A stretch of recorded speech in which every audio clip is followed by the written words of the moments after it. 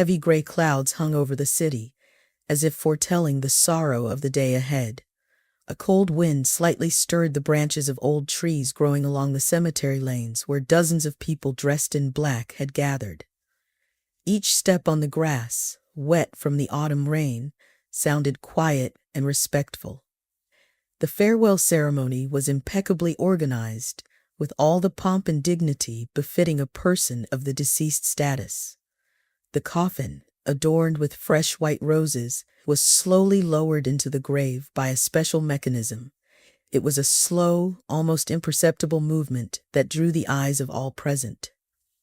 The cemetery workers, dressed in uniforms, attentively monitored the process, ensuring everything proceeded perfectly. There was no rush, no slightest noise, only the quiet whisper of the earth receiving its new resident. As soon as the coffin reached its final resting place, people began to gradually disperse. Some stopped by the elderly widow, Emma, to offer a few words of comfort. The words seemed distant and almost unimportant to her. As her heart was filled with sorrow and loneliness, she nodded in response, thanking them for their condolences, but her eyes held no tears. The tears had dried up, leaving only emptiness behind. After most had left, only a small group remained at the cemetery: Emma, her daughter Mary, and her son Paul. They stood in silence, looking at the wreaths and flowers now decorating the grave. Meanwhile, the workers carefully arranged the floral compositions, restoring the place to its original order. Emma's husband, Alexander, had been a man of extraordinary fate. He had started from nothing and ended up owning one of the largest chains of restaurants, hotels, factories, and pharmacies in the city. Their family was always considered one of the most respected and wealthy. Emma remembered how in their youth, Alexander had promised to love her until his last breath, and he had kept his word. But now, after his death, she felt clouds of new trowels gathering around her.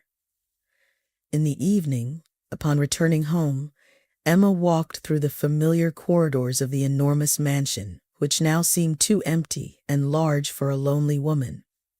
Every photograph on the walls, every object in the house reminded her of days gone by. With longing, she looked at Alexander's portrait hanging in the main living room.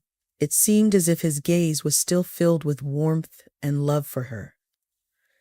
The month following Alexander's funeral felt like an eternity for Emma. The mansion, once full of life and laughter, was now engulfed in silence. Emma had always been a woman of boundless energy and inexhaustible zest for life, qualities that had attracted Alexander to her many years ago. They married young and shared a tumultuous, vibrant life filled with adventures and travels. Not long ago, Emma and Alexander could spontaneously pack up and set off on a journey to wherever their hearts and the roads took them. They explored abandoned castles in Europe, spent nights under the open sky in wild forests, and crossed mountain peaks on horseback. Even in their later years, their passion for life never waned, always inspiring admiration from friends and envy from the younger ones. But now, after Alexander's passing, this world of activity and adventure seemed locked away from Emma. Without her life partner, every activity felt meaningless. The widow began to distance herself from her friends and family who were so used to seeing her energetic and cheerful. Her days became monotonous and repetitive. Emma spent hours sitting on the old swings in the garden, which Alexander had built for her on one of their anniversaries. She smoked a pipe, a habit she had picked up from her husband. It used to be their evening ritual, sitting on the swings, discussing the day's events, sharing plans for the future, laughing and debating. Now the pipe and the smoke were companions to her solitude. Emma also stopped cooking, even though she used to love preparing meals and often hosted large dinners for the whole family. Her kitchen was equipped with the latest appliances, and she took pride in her culinary achievements. But now, the staff noticed that Emma didn't even enter the kitchen, preferring simple meals that were brought to her. Evenings that were once filled with joyful conversations with her husband were now spent in front of the television. News, series, movies. The content changed, but Emma found no solace in it. The screen was merely a backdrop for her sad reflections on the past. Her children and grandchildren tried to support Emma, but their visits became increasingly formal and brief. They couldn't understand why such an active and joyful woman had changed so drastically. Mary and Paul discussed what they could do to bring their mother back to life. But so far, their efforts were unsuccessful. With each passing day, Emma sank deeper into her solitude, becoming a shadow of the energetic woman she once was. And although she sought seclusion, deep down, Emma felt she needed to change something to find meaning in life again. The question was whether she could find the strength to do so. As the months without Alexander turned into a calendar full of empty pages, Emma's life became a growing concern for her children and grandchildren. She herself did not acknowledge her decline in strength and departure from the joys of life she once enjoyed, but the changes were so evident that her family couldn't ignore them. The worries began on the day when Mary, the eldest daughter, discovered that Emma had abandoned her morning exercise routine. This was a red flag for everyone. Paul, the son, suggested hiring a caregiver to ensure that their mother received proper care and company. But Emma met the suggestion with such sharpness that it left no room for objections. She proudly and somewhat irritably declared that she was perfectly capable of taking care of herself. The family knew that arguing with Emma was futile. She had always been a strong and independent woman who decided for herself how to live and what to do. Her will and ability to stand up for herself always commanded respect, and at times caused significant concern among her loved ones. Not wanting to pressure her, but also unable to leave her completely alone, the children decided to organize a visitation schedule. Each of them, including the grandchildren, had a designated day to visit Emma to make sure she didn't feel lonely and had everything she needed. The eldest son, his wife, and their children visited on Mondays. They tried to fill these visits with conversations, games with the grandchildren, and evenings watching old movies. The middle daughter, Lydia, visited on Tuesdays. Together with her husband and their newborn daughter Zoe, they brought warmth and tranquility. Lydia loved to cook, and often it was a day when Emma could enjoy homemade meals prepared by someone other than herself. The youngest, Victor, despite his well-known free-spirited lifestyle, visited Emma every Thursday and Friday. He often arranged small outings for her to get some fresh air or simply sat with her, sharing stories from his many travels. On weekends, Victor's grandson David would visit the house. His visits brought a youthful spirit and restlessness, which seemed to entertain Emma, but also tired her out. Over time, Emma began to feel better, her spirits lifted by the constant attention and love from her family. But one day, when the house was filled with laughter and noise, she remarked with irony and a bit of weariness in her voice, "I love you all and appreciate your care, but please give me some peace. You've worn me out. I want to be alone for a bit." Her words were half joking, half serious, and although the children were initially taken aback, they understood they needed to respect her desire for independence and space. They decided to reduce the frequency of their visits, leaving it up to Emma to decide when she wanted to see her family. Time passed, and Emma's life continued its course, but with each day she became more lonely. Her children, absorbed in their careers and their own families, visited their mother less often. Only Daniel, the grandson of her youngest son, continued to visit Emma every weekend. Daniel was young and full of energy, and although his grandmother always enjoyed his visits, her joy was not unconditional. Emma understood well that her grandson visited not just for her sake. She allowed him to use her spacious backyard for parties with friends, providing a gathering place that was unavailable to most of his peers. Emma's backyard was the perfect spot for such gatherings. A large open pool, a jacuzzi under the starry sky, plenty of comfortable loungers, and an extensive barbecue area with the latest grill and smoker. Daniel's friends gathered there in groups of 10 to 15, enjoying the freedom and independence that was so rare for young people living in crowded urban environments. The evenings were filled with music, laughter, and conversations. The young people brought cases of beer, and the fun continued late into the night. Despite her age, Emma found a special pleasure in these events. She loved sitting in her attic, smoking her pipe, and watching the young people enjoy themselves. These moments reminded her of her own youth, a time when life seemed boundless and full of possibilities. Emma herself would never have allowed such revelry while Alexander was alive. He was a strict man who valued order and discipline. Alexander particularly disliked the grandson of his youngest son because of his carefree attitude towards life and work. He often said that a young man should earn his keep through his own intellect and effort rather than enjoy himself at someone else's expense. However, Emma saw something more in Daniel than just a young idler. She saw a spark and vitality in him that reminded her so much of her own husband in his youth, before life's trials and responsibilities left their indelible mark on him. Perhaps this is why she tolerated Daniel's more relaxed behavior, allowing him and his friends to forget about seriousness for a while and enjoy their youth. Each of Daniel's visits became a reminder to Emma that life goes on, and even in deep sorrow and loneliness, one can find reasons for joy and satisfaction. A warm Saturday evening was when Emma's backyard came alive most vividly. The youth gathered for another party, turning her secluded haven into a place of loud laughter and carefree fun.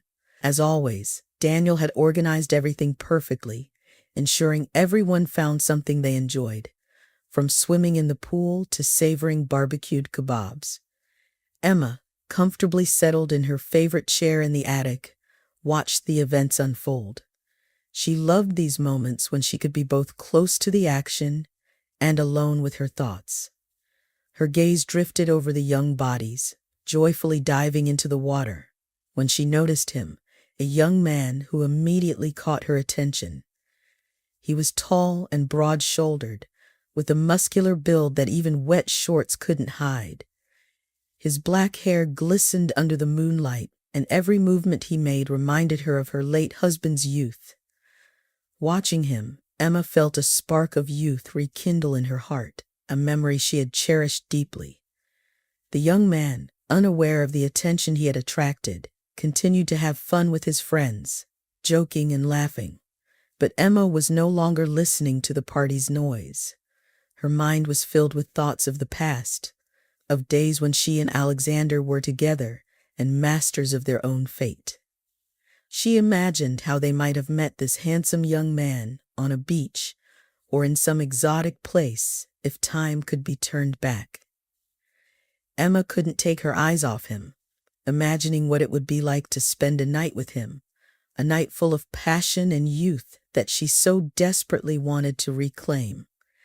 In her imagination, she saw herself and this young man laughing and splashing in the pool, then moving to the jacuzzi, where the water would feel like the touch of first love. A sudden coughing fit interrupted her daydreams. The smoke from the pipe she had been smoking all this time brought Emma back to reality. She smiled to herself, understanding the absurdity of her fantasies. But in that smile was something more than just self-irony. It was a spark, proof that even at her age, feelings and desires remained alive. Left alone in the attic, Emma continued to watch the party, exploring her emotions. She realized that, despite the absurdity of the situation, this moment reminded her that she was still capable of feeling and dreaming. And this thought brought peace and a strange joy to her heart. On that weekend day, as the party in Emma's backyard was just getting started, she was busy with chores around the house. She knew she had time before the full nighttime chaos began to attend to her tasks and take a walk in the garden. While the youth enjoyed themselves, Grandma managed to tend to the houseplants, check the mail, and even rearrange some items that had long required her attention. Finally, she decided to step outside for some fresh air. Emma tucked her pipe into the pocket of her old, comfortable cardigan and headed for the front door. When she opened the door to step onto the porch, her heart nearly stopped with surprise. Standing before her was the very young man who so reminded her of her husband in his youth. His presence was so unexpected that she was momentarily speechless. The young man smiled and started a conversation. He admitted that he often watched her when she smoked in the attic, and that he had always wanted to talk to her.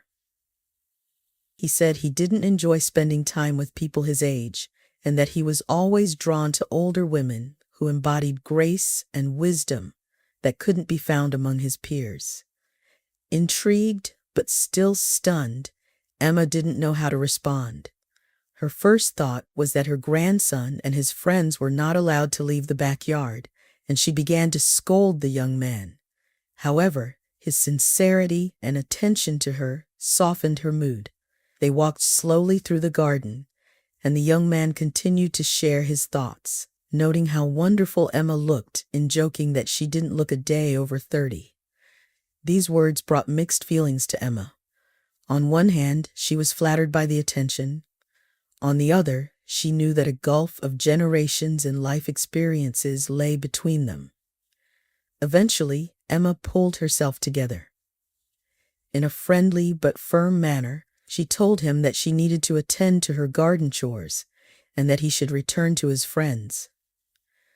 Understanding that his presence might have been intrusive, the young man smiled back and obediently went back to the party. As evening fell, the air around Emma's mansion was filled with laughter, music, and joyful shouts. The party was in full swing, immersing the backyard in the lively atmosphere that young people love so much. Emma sat in her secluded attic, watching the proceedings. In her hands was her old pipe, which she slowly and thoughtfully began to pack with tobacco. At that moment, her attention was drawn to the young, handsome man who was sitting alone at a table away from the crowd, not talking to anyone. His gaze was fixed on the attic, and it seemed as though he could see Emma through the glass and the distance. Soon he stood up, took off his shirt, and with the grace of an athlete, dove into the pool, eliciting cheers and exclamations from those around. Surfacing, he made his way to the front door, which was strictly against the rules Emma had set. When the phone rang, Emma inadvertently choked on the smoke in surprise. Struggling to her feet, she muttered under her breath as she walked to the door. The butler met her on the threshold, informing her that a half-naked young man was waiting for her on the porch.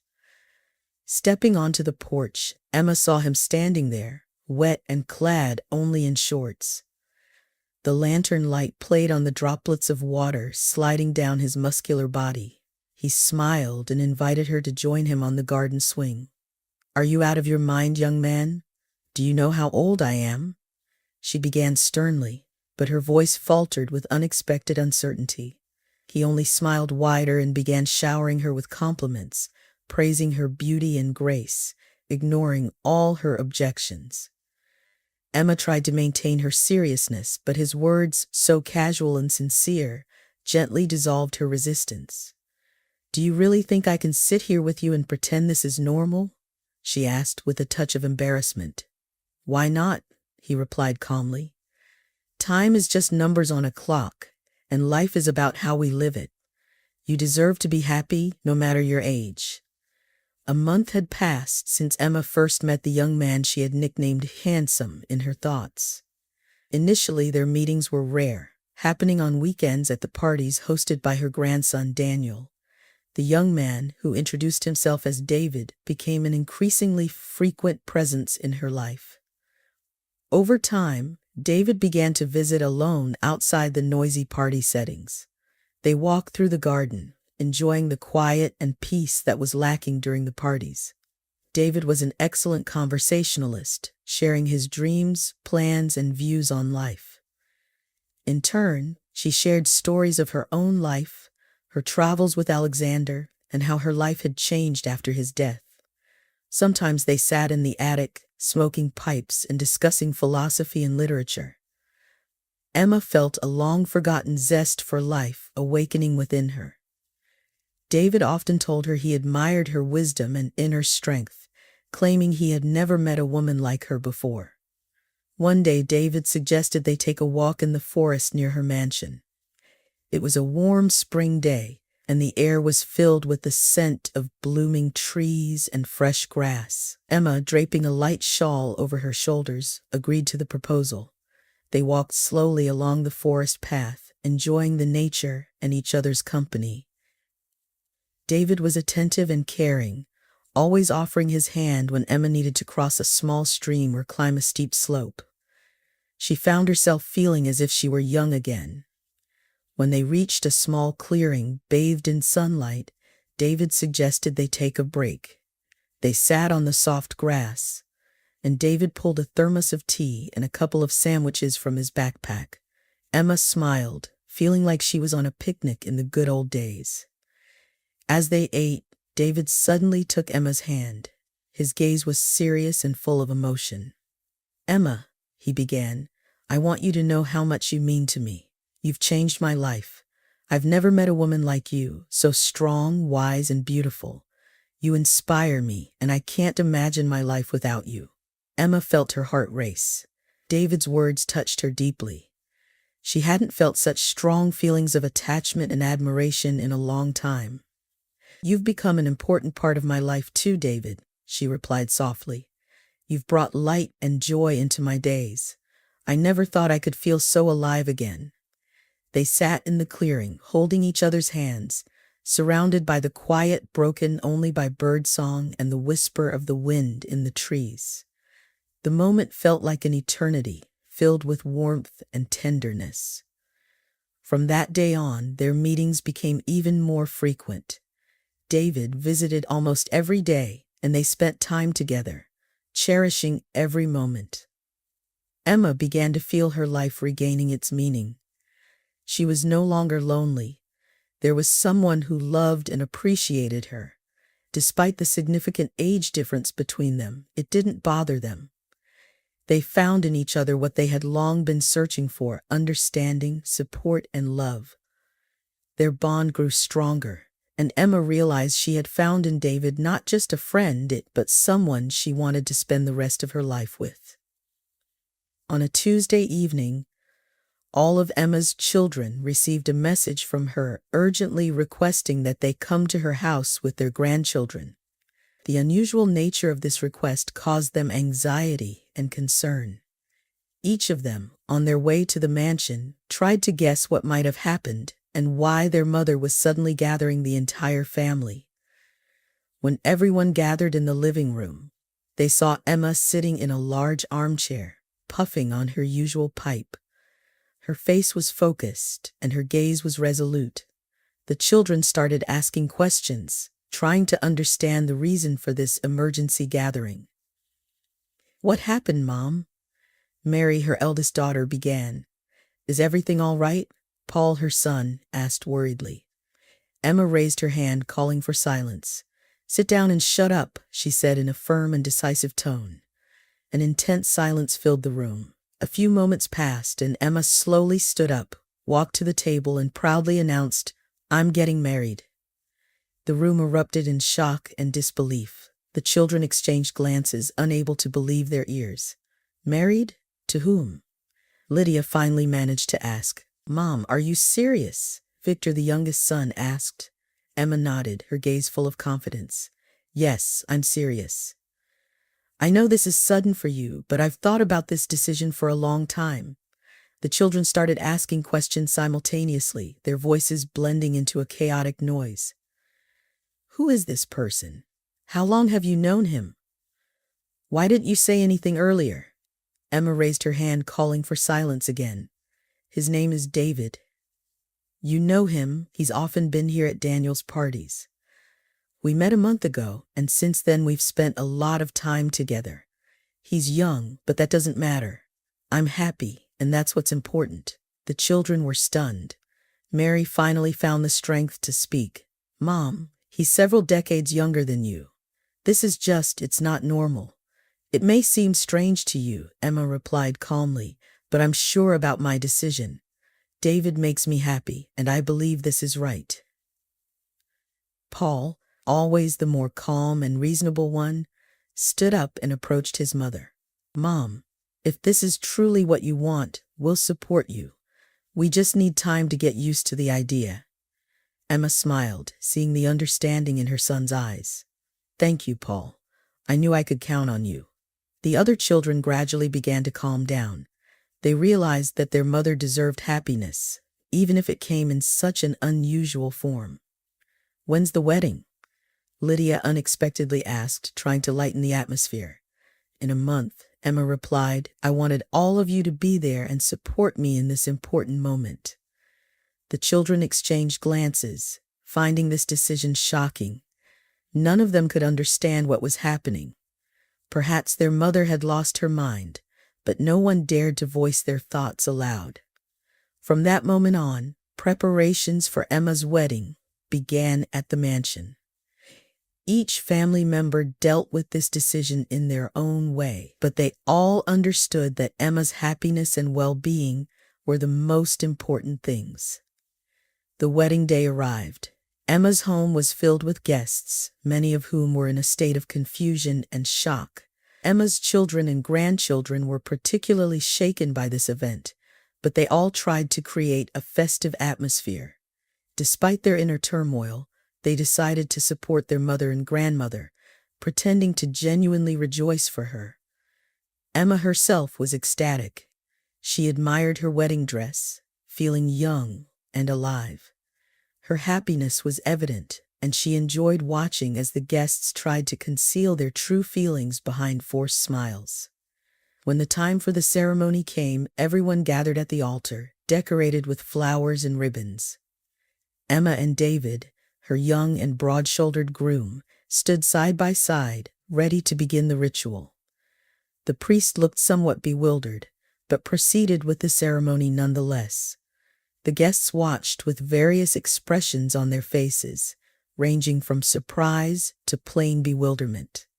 However, no one dared to interrupt the ceremony, understanding how important this moment was for Emma. The priest pronounced them husband and wife, and they exchanged rings. Tension filled the air as the priest, stumbling slightly, said, "Now the groom may kiss the bride." Silence fell. The guests couldn't find the strength to shout, "Kiss, kiss," as is customary at weddings. Instead, they silently watched as David gently leaned down to kiss Emma on the lips. It was a tender and touching moment that, despite all the confusion, brought a sincere smile to some of the guests. After the kiss, Emma and David turned to the guests, and many faces showed a mixture of surprise and respect.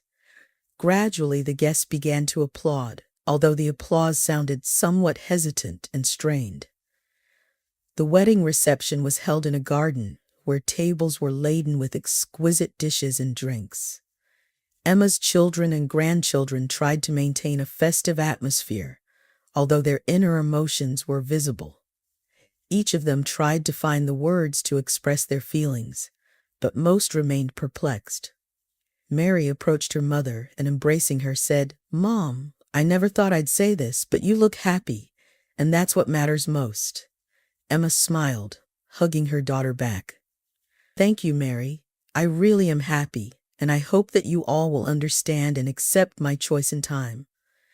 Standing next to his sister, Paul added, "We will always support you, Mom. Even if it seems strange, we just want you to be happy." Emma felt her heart warm from her children's words. She knew her decision was unusual and raised many questions, but she believed that everything would work out in time. The evening continued, and the guests gradually relaxed, enjoying the music, dancing, and refreshments. David was constantly by Emma's side, attentively surrounding her with care. He understood how difficult it was for her family to accept their union and did everything possible to show how important Emma was to him. By the end of the evening, the atmosphere became more relaxed. Although the guests hadn't fully embraced the situation, they began to find the strength to rejoice for Emma and David. The dancing continued into the late night, and although it was the most unusual wedding any of them had seen, it left an indelible impression on everyone. Emma's eldest son, Paul, and his sister Mary decided to stay in the guest rooms and not return home. They sat on the porch for a long time, discussing what was happening and trying to sort out their feelings and plans for the future. "What the hell is even going on?" Paul began, looking into the darkness. "How are we going to deal with all of this? This damn kid probably decided to get a piece of Grandma's fortune." "Wrapped in a blanket," Mary nodded. "I'm thinking the same thing, Paul. It's all so sudden and strange. Mom has always been so rational and level-headed, and now I just don't understand." They continued to exchange thoughts, discussing David's possible motives and fearing for the future. Suddenly, the door opened and Emma appeared on the porch. She was slightly tipsy, her face relaxed and content. "What are you whispering about?" she asked, smiling as she sat down next to her children. "Mom," Paul began, looking her straight in the eye, "we don't understand your actions, and we're really worried about you. This guy, David, he's much younger than you. Are you sure he's with you for love and not for your money?" Emma chuckled lightly, her laughter melodic and slightly hoarse. She gently tapped Paul on the head, as she used to do in his childhood when he said something silly. "Oh, Paul, everything will be fine," she said confidently. "I know you're worried and that's normal, but you have to understand that I didn't make this decision lightly. David truly makes me happy, and I needed this happiness. I've lived a long life and lost a lot, but now I feel alive again. Trust me, everything will be okay." With these words, Emma got up and disappeared into the house, leaving Paul and Mary lost in thought. "She clearly knows what she's doing," Mary said quietly, looking at the door behind which their mother had disappeared. "But still, I'm worried," Paul nodded. "I understand you, but if Mom says everything will be fine, maybe we should try to trust her. We can always be there to support her if anything goes wrong." Mary sighed and, hugging her brother, added, "Let's just be there for her. We've been through a lot together, and this won't be any different." They sat on the porch for a long time, discussing plans for the future and ways to support Emma. Inside the house, soft music played, and muted voices reminded them of the wedding that had taken place. But despite all the worries and doubts, Paul and Mary began to realize that the most important thing now was their mother's happiness and their own readiness to be there for her at all times. In the living room, Emma's young husband, David, waited for his bride. When Emma approached him, took his hand and smiled, she said, "I have a surprise for you." He kissed her on the forehead and began to tell her how happy he was to have joined his life with such a wonderful woman. "You've made me the happiest person in the world," he said, squeezing her hand. Emma led him to the bedroom. They entered the cozy room, and she told him to wait on the bed while she went to the bathroom. David sat on the edge of the bed, feeling a slight unease, but trying to remain calm. When Emma emerged from the bathroom, she was wearing erratic lingerie. The sight was appalling. Her aging body and revealing attire evoked a sharp feeling of disgust in David, which he could barely hide. He tried to keep a straight face, but it was poorly executed. "Darling, what are you thinking?" he asked, his voice trembling. Emma approached him with a smile. "Now that we're married, it's time for our first night together," she said, moving towards him. David began to back away, nervously laughing. "Emma, at your age, this could be dangerous. Your heart could stop. I thought we were going to have a platonic love." But Emma was undeterred. She wrapped her arms around him and leaned in to kiss him. In panic, David, unable to control his actions, instinctively struck her across the face. Emma fell onto the bed, her face filled with surprise and pain. Seized by fear and disgust, David grabbed a pillow and, in a panic, placed it over Emma's head, beginning to suffocate her. The strength of his hands and the rage fueled by desperation were enough to prevent her from resisting. Within moments, her body stopped moving. Emma's eldest son, Paul, and his sister Mary were still sitting on the porch discussing the situation at hand. They tried to convince themselves that everything was for the best. After their father's death, their mother had been subdued and sad, but now she seemed happy. However, despite their efforts, they found it difficult to believe their own words. "Maybe it's not so bad after all," Paul said thoughtfully. "She really has become happier since David came into her life." Mary nodded, but her face was clouded with doubts. "Yes, she lights up when he's around, but still, there's something about this that I don't like." Suddenly, their conversation was interrupted by the loud wail of sirens. Police cars appeared out of nowhere and raced towards the house with their lights flashing. Paul jumped up, his heart skipping a beat from the unexpectedness of it all. "What's happening?" Mary exclaimed, getting up to follow her brother. "I don't know, but it can't be good," Paul replied, rushing towards the house. Mary ran after him. When Paul burst into the room, he was met with a horrifying scene. 3 police officers were restraining David, who was fiercely resisting, while Emma stood in her erotic attire, packing tobacco into a pipe. A large bruise adorned her face, but she looked calm and even cheerful. "Oh my God, what's going on here?" Paul shouted, stunned by what he saw. Emma flashed a cheerful smile and, turning to one of the police officers, asked, "Hey there, could you light my pipe, please?" At that moment, Mary burst into the room. Seeing her mother in such a state, she grabbed a robe from the chair and draped it over Emma, her face filled with horror and confusion. Emma calmly took a couple of drags and glanced at her newly husband, who was lying on the floor in handcuffs. "Everyone concluded I had lost my marbles," she began, her voice firm and resolute. "But my late husband and I clawed our way up from the bottom, built an entire empire with our bare hands. And you young layabout, thought it would all fall into your lap just because you've got a muscular body and a tight butt." She approached David and, leaning in slightly, tapped him on the head with her pipe. "I may be old, but I'm no fool." Turning to her children, she took Paul and Mary by the hands and said, "Let's go. I'll explain everything to you." Paul, Mary, and Emma settled in a living room, awaiting an explanation. They completely didn't understand what was happening and how it had come to this point. Emma took a deep breath and began her story.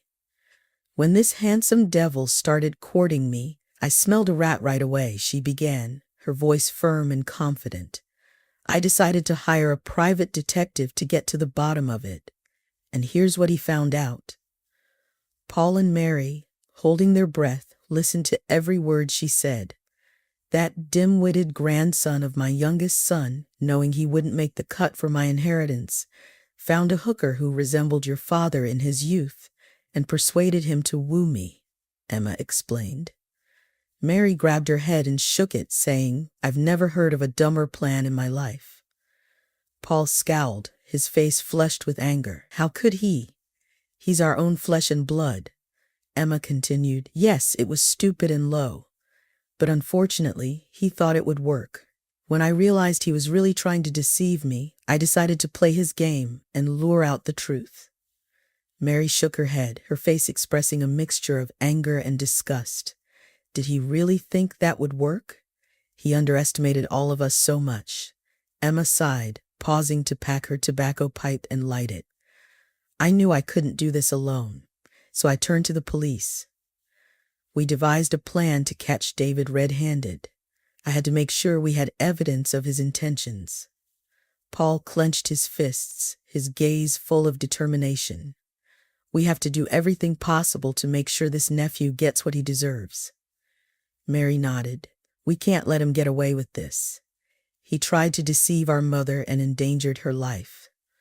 Paul, the elder son, stood up from his chair, covering his face with his hands out of shame, and headed to the kitchen for another beer. God, Mom, you really have some issues. And that image of you standing in the bedroom in that awful lingerie will haunt me in my nightmares, he muttered to himself, opening the beer can and finishing it completely. Emma smirked, whispering to Mary, out of Paul's earshot, "Look at him. He didn't like my breasts, but he sucked them willingly in his childhood, couldn't get enough." Mary couldn't contain her laughter, her loud laughter echoing through the living room. At that moment, Paul returned with another beer, and upon hearing her laughter, he frowned. "What's so funny?" he asked, sinking back into his chair.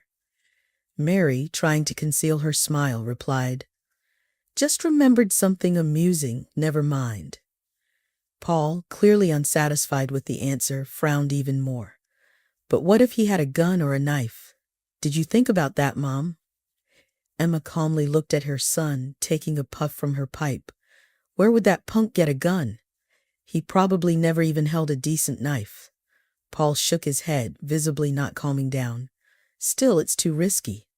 "You shouldn't have taken such a risk." Emma smiled, her gaze filled with confidence. "Paul, I've lived a long life, and I know how to handle situations like these. Yes, it was risky, but I had no other choice. I had to protect our legacy and make sure no one could deceive us."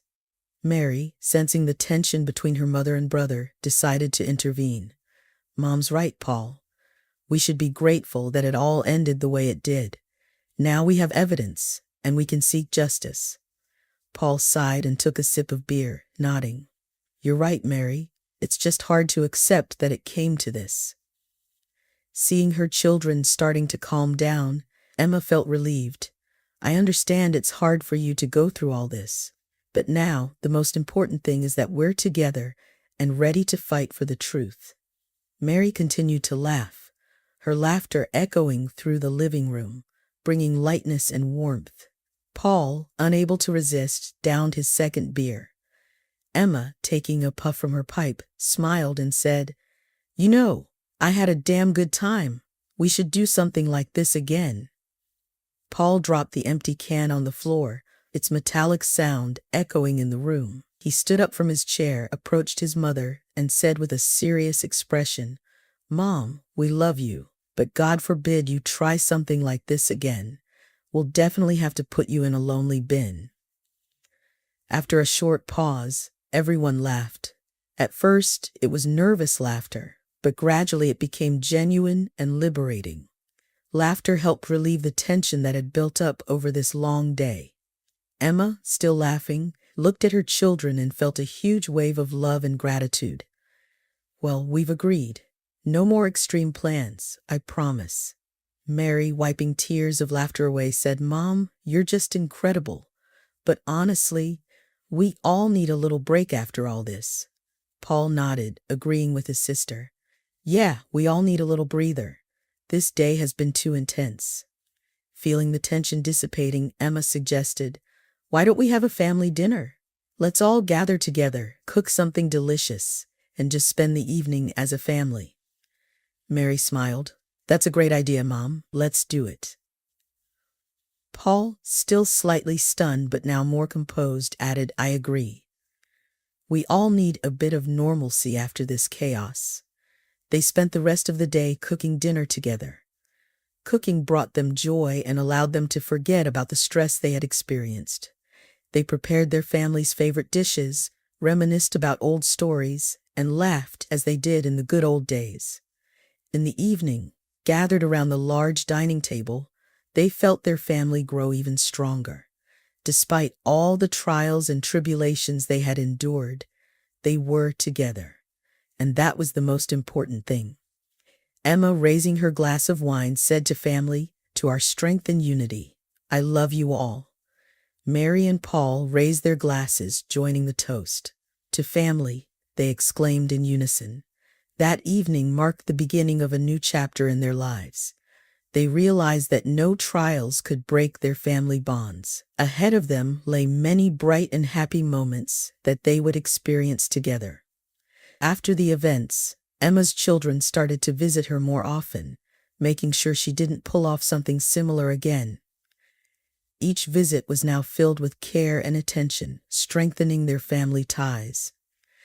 Emma regained her spirit and seemed even younger than before. Her wit and lively character came back to life, giving her a fresh energy.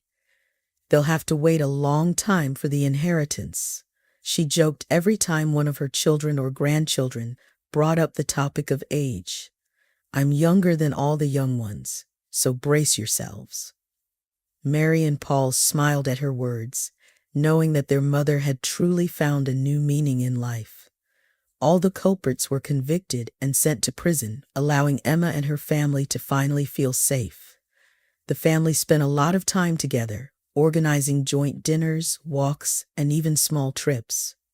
The grandchildren came to their grandmother's house for the weekends, filling the home with laughter and joy. Emma adored these moments and often said that she felt young and energetic thanks to their presence. On one of those days, when all the children and grandchildren gathered at Emma's house, she decided to share her thoughts about the future. You know, she began, sitting in her favorite armchair and watching her grandchildren play in the garden. After everything that happened, I realized one important thing. Life is too short to spend it on fear and doubt. I want us all to enjoy every moment and support each other. Mary, sitting next to her mother, nodded. You're right, Mom. We've all been through a lot, but it's only made us stronger. And now that it's all behind us, we can focus on what really matters. Paul, holding a cup of coffee, added, We'll always be here for you, Mom, and we're glad to see you so happy and energetic. Emma smiled, her heart filled with warmth and gratitude. Thank you, my dear ones. You are my pride and joy, and I want us all to remember together we can overcome any difficulties. That evening, they spent wonderful time together, enjoying the warmth of family bonds and communication. Emma felt truly happy, knowing that her children and grandchildren would always be there for her. They talked about the future, made plans, and dreamed of new adventures. With each passing day, Emma became more convinced that her family was the most valuable thing she had. And although she knew life could be unpredictable, now she was sure that together they could overcome any obstacles.